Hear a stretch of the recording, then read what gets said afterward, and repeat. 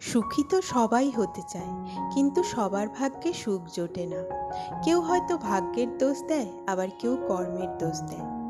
কিন্তু আমরা যদি একটু চেষ্টা করি তাহলে কিন্তু সুখী থাকতেই পারি।